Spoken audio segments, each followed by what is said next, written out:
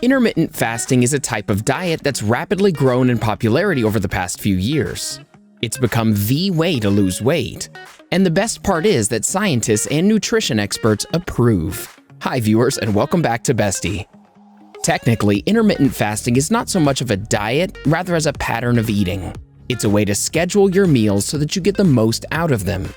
It doesn't change what you eat, it changes when you eat.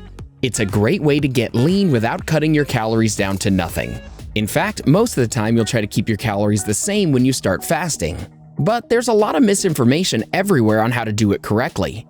In today's video, we'll tell you the best tips on how to do intermittent fasting correctly. From riding out hunger waves, adapting your workout routine, listening to your body, planning ahead to sleeping well, and more. Watch until the end to learn about all of them. Number 1. Pick the best fasting for you. Considering that intermittent fasting is so adaptable, you can choose a style that'll fit well with you. There are a few different ways to follow it. You can choose the 16-8 method or the 24. The 16-8 method includes daily fasting for 16 hours a day. Keep in mind, a big part of that will be during sleep hours, and then you have an 8-hour window to eat.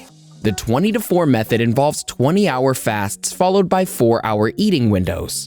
In both of these methods, you have the flexibility to start and finish them when you please. For example, you could break your fast at 12 p.m. and eat up until 8 p.m. However, if breakfast is more important to you and you have the willpower to say no in the evenings to snacks, then a 10 a.m. to 6 p.m. window might work better for you. Or you can choose a longer fasting period. This can include the 5-2 method, which means you eat 5 days a week with 2 days being fully fasted. The great thing about this diet is it's so customizable you can choose whatever appeals or is more practical for you to get the same results. What type of intermittent fasting method would you prefer? Tell us quickly in the comments below. Number 2. Ride out the hunger waves. Hunger doesn't last forever, it comes in waves. The next time it seems like it's unbearable, try riding out the hunger wave. Contrary to popular belief, when you get hungry, it doesn't keep building up until you feel like you might explode. It eventually does subside. You have to make it through. Hydration is often key when hunger strikes. Your body may be reacting to dehydration by showing signs of hunger, when really you just need some water. Number 3. Avoid binge eating. This is so very important when fasting. Do your best not to break your fast by binge eating. Especially in the beginning, it can be really hard not to jump on the biggest meal you can get your hands on when you're breaking your fast.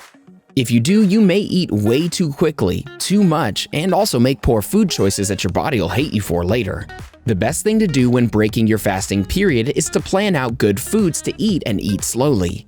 Start with a light meal, and if you're hungry again soon after, try another snack. Number 4. Ease into your new eating plan. While it might be tempting to jump right into your new eating routine, doing so can be difficult and leave you with increased hunger and discomfort. Instead, start slowly by, say, doing 2 to 3 days of intermittent fasting during the week and then gradually increase it week by week. Number 5. Maintain balanced meals. Having a hearty mixture of protein, fiber, healthy fats, and carbs can help you ultimately shed those pounds and steer clear of extreme hunger when fasting. A good example is grilled chicken. You can eat about 4 to 6 ounces of protein with a small sweet potato and sautéed spinach with garlic and olive oil. When it comes to fruit, you want to opt for those with a low glycemic index. These are more slowly digested, absorbed, and metabolized, causing a slower rise in blood glucose. Stable blood sugar levels help you avoid cravings and are key when it comes to successfully dropping weight. Number 6. Adapt your workout routine. First things first, you can most definitely exercise if you're doing a fasting diet, but you want to be mindful of what types of movements you do and when.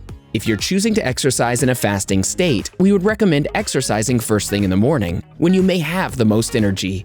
That said, it's important to remember that if you're not adequately fueling your muscles, then you're at a greater risk of injury.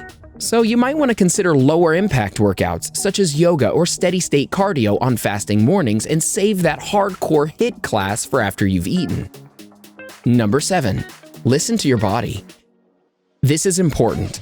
Keep an eye out at all times for symptoms such as dizziness, fatigue, unusual irritability, headache, anxiety, and difficulty concentrating. If you experience any of these, consider breaking your fast. These are all signs that your body is going into starvation mode and may need nourishment. And if you start feeling colder than normal, that's even more of a sign to stop fasting. That said, be patient. It'll likely take your body time to get used to fasting, and you may feel hungrier and weaker than normal. So don't flip out if you have these sensations for a week or so. If these challenges last longer, ditch the diet and find something else to help you meet your goals. Number 8. Avoid foods that spike your insulin. Once your fasting window is closed, you've finally eaten something after several hours of going without food. To keep your insulin levels as low as possible at this point, it's recommended you avoid eating meals that contain high amounts of carbohydrates or sugar. Eating clean proteins and healthy fats will raise your insulin levels, but not at the rate that carbohydrates or sugars do. Number 9. Plan ahead. Planning what and when to eat can take you a long way in reducing your cravings. Prepping meals ahead of your feeding window is a great idea since you won't be wasting your eating time period on assembling ingredients, making food, or even doing dishes. Strategically planning your day according to your feeding period can help too.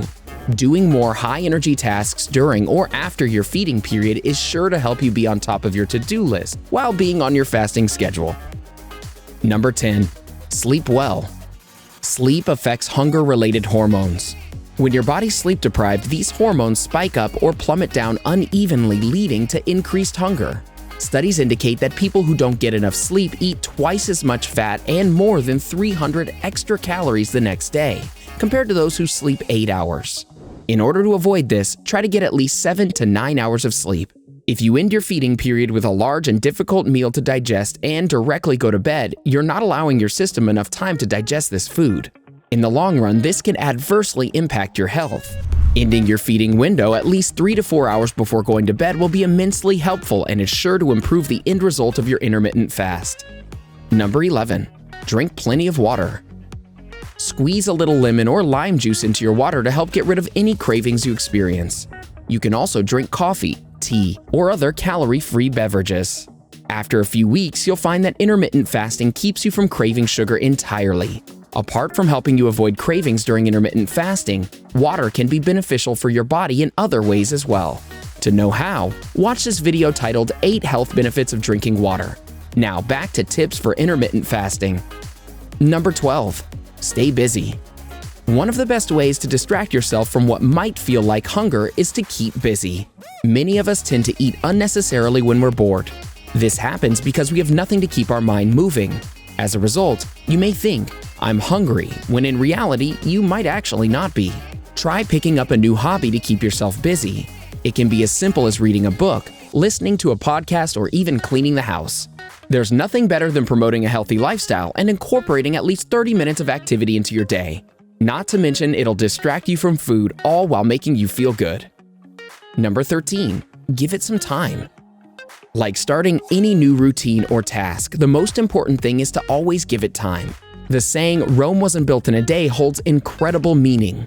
You can't try intermittent fasting for a couple days and expect extreme weight loss. Your body takes time to adjust, and your mental states take time to make something into a habit. If you're going to give intermittent fasting a try, make sure to give it a full month before you decide if it is or isn't for you. Number 14. Keep track of your journey. Believe it or not, maintaining a food journal can help you with your fasting diet. A food journal for fasting? Yeah, you heard that right. While you might not be chronicling as many eats, actively jotting down details like any emotions and symptoms that come up during fasting can help you gauge your progress. It might also help you notice any trigger points that make fasting harder for you, like drinking the night prior. While intermittent fasting can be very helpful for your weight loss journey, there are other diets that may be beneficial as well. These are military diet that'll make you lose 10 pounds in 3 days, or miracle diet that'll make you lose 17 pounds in 7 days. These 2 videos will definitely help you pick the best diet according to your body. What type of dieting works best for you? Is it intermittent fasting, the warrior diet, or anything else? Let us know in the comments.